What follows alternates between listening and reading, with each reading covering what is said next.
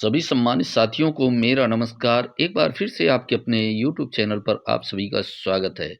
साथियों, देख रहे हैं बेस शिक्षा से जुड़ी हुई अपडेट्स। प्राण प्रतिष्ठा पर 22 जनवरी को सार्वजनिक अवकाश। इस जिले के बीएसए साहब पर 10,000 का जुर्माना। शिक्षकों के लिए जिले में परस्पर तबादले आज से हुए शुरू। यूपी बोर्ड की कॉपियों पर पहली बार नंबरिंग होगी। यूपीआई से 5 लाख तक भुगतान की सुविधा शुरू।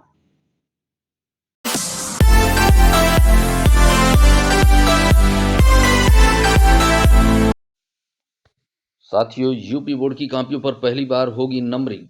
प्रयागराज 22 फरवरी से शुरू हो रही यूपी बोर्ड की परीक्षाओं के लिए सभी जिलों में उत्तर पुस्तिकाएं कॉपियां पहुंचने लगी हैं। हाई स्कूल और इंटरमीडिएट की परीक्षा में नकल माफियाओं के इरादे नाकाम करने के मकसद से इस साल उत्तर पुस्तिकाओं में सुरक्षा मानकों को और बढ़ा दिया गया है। पहली बार उत्तर पुस्तिका के भीतरी पृष्ठों पर भी नंबरिंग पेज नंबर 1, 2, 3 की गई है। इससे अंदर के पन्नों की अदला-बदली की आशंका पूरी तरह से समाप्त हो जाएगी। और बा उत्तर पुस्तिकाओं के कवर पृष्ठ पर क्रमांक मुद्रित कराया गया है। प्रदेश के सभी जिलों के लिए धागे की सिलाई युक्त उत्तर पुस्तिकाओं की व्यवस्था की गई है ताकि स्टेपलर की पिन निकालकर पन्ने जोड़े या बदले ना जा सकें। हाई स्कूल की उत्तर पुस्तिका डार्क ब्राउन रंग एवं बा कॉपी डार्क वायलेट रंग की होगी। वहीं इंटरमीडिएट की उत्तर पुस्तिका डार्क मैजेंटा पिंक रंग और उत्तर पुस्तिका डार्क लाल रंग में छापी गई है। उत्तर पुस्तिकाओं की रूलिंग भी कवर के रंगों के अनुसार ही छपाई गई है। उत्तर पुस्तिका एवं कलापात पत्र आदि के कवर पृष्ठ तथा अंतिम पृष्ठ माध्यमिक शिक्षा परिषद उत्तर प्रदेश का लोगो सिक्योरिटी कोड के तहत छपवाया गया है। उत्तर पुस्तक के अंदर के पृष्ठ पर भी लोगो लगाया गया है। हाई स्कूल में पंजीकृत छात्र 15,71,686, छात्राएं 13,75,638, कुल 29,47,324 हाई स्कूल में पंजीकृत छात्र हैं। इंटरमीडिएट में पंजीकृत छात्र 14,12,806, छात्रा 11,48,076, यानी कुल 25,60,882। शिक्षकों के जिले में परस्पर तबादले आज से।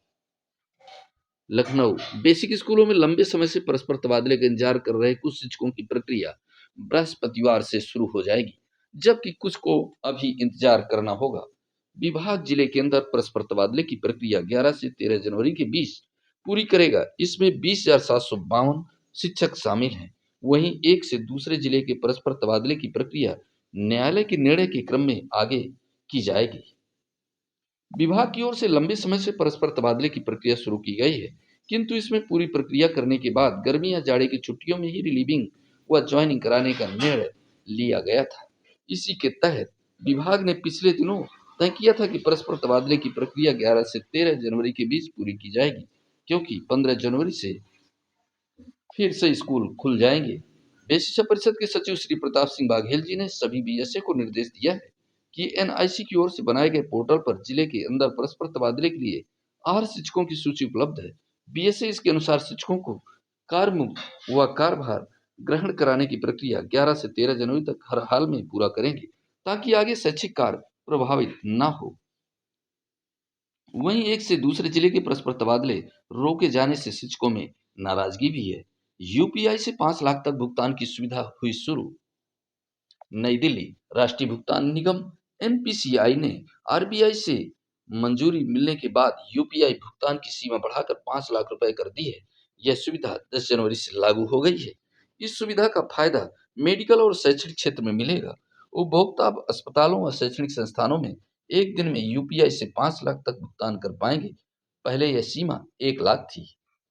सभी पक्षों को निर्देश एनपीसीआई ने अपने यूपीआई भुगतान सेवा के सदस्यों को अस्पतालों और शैक्षणिक सेवा संस्थानों के लिए लेन-देन की सीमा बढ़ाने के आरबीआई के फैसले का अनुपालन करने का निर्देश दिया है। पिछले महीने आरबीआई ने इस सीमा को बढ़ाने के निर्देश जारी किए थे। गौरतलब है कि राष्ट्रीय भुगतान निगम ने यूपीआई भुगतान के लिए सीमा तय की है। प्राण प्रतिष्ठा पर सार्वजनिक अवकाश, माननीय मुख्यमंत्री जी का आदेश। माननीय मुख्यमंत्री जी ने कहा 14 से 21 जनवरी तक लोग अपने नगर, गांव, वार्ड, मोहल्ले में स्वच्छता का कार्यक्रम चलाएं। आज जैसे प्रभु श्री राम अयोध्या में विराजमान हो रहे हैं, वैसे ही कल आपके नगर व घर में विराजमान होंगे। इसी दृष्टि से सफाई करनी है।